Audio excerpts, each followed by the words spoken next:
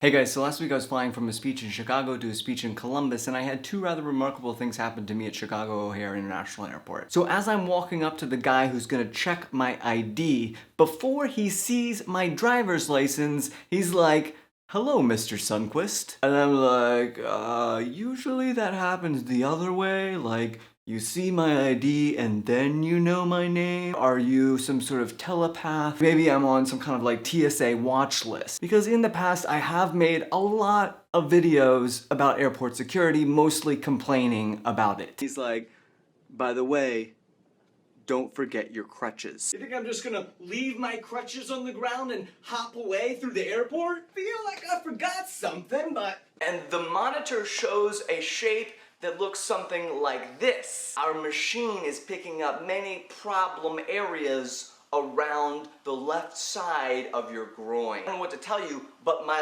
left leg is amputated. I'm sorry, sir.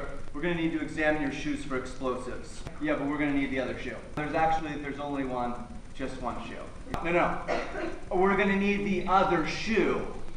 Like, if he says it more slowly and loudly, then I'll be like, oh, the other shoe! So I could see perhaps as an act of revenge, they're like, oh, this Josh Sundquist, let's put him on some kind of list and flag him for special screening. Yeah, you think your videos are real funny, huh? How funny you think this is? But anyway, as all these things are running through my mind and I'm standing there like, the TSA guy's like, I watch your videos on YouTube, and I'm like, oh, that is by far the best case scenario for all of the things I was thinking might be going on here. So then I proceed to hold up the line behind me for several minutes, I'm sure annoying those passengers a lot, while I asked him about what kind of stuff he likes to watch on YouTube. His favorites, by the way, are the Vlogbrothers and Wheezy Waiter. So as I was continuing to delay the passengers behind me in line, I was like, this is amazing, like, can I get a selfie with you? Then I post a selfie online, and immediately people start commenting back like, oh, that's Matt, he's been in the Chicago Nerdfighter group forever. And as I was standing on the conveyor belt moving towards my gate, I couldn't help but think how it's gonna be really difficult for me in the future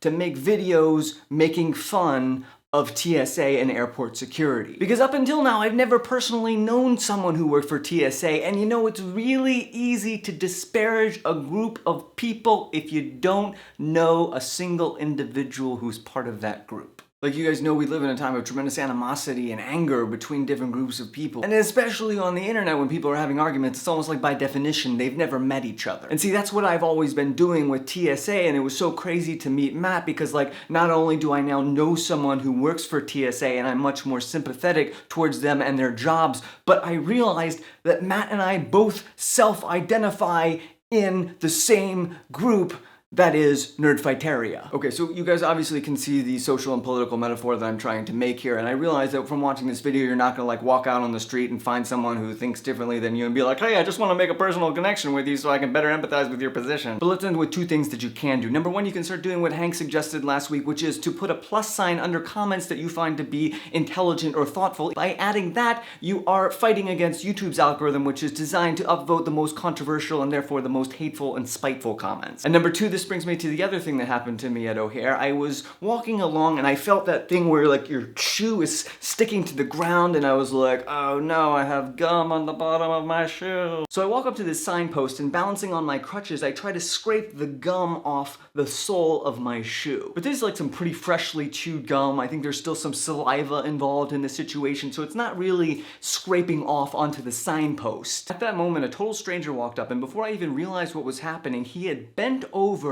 and used his own bare hands to pull the gum off. Like he's taking someone else's saliva and dirt from the ground and the airport into his hands for me, a total stranger. And I'm like, wow, that is so disgusting, and therefore is also like shockingly kind. And that's the second thing you can do to reduce world suck by just a tiny little bit, is to show kindness to a stranger.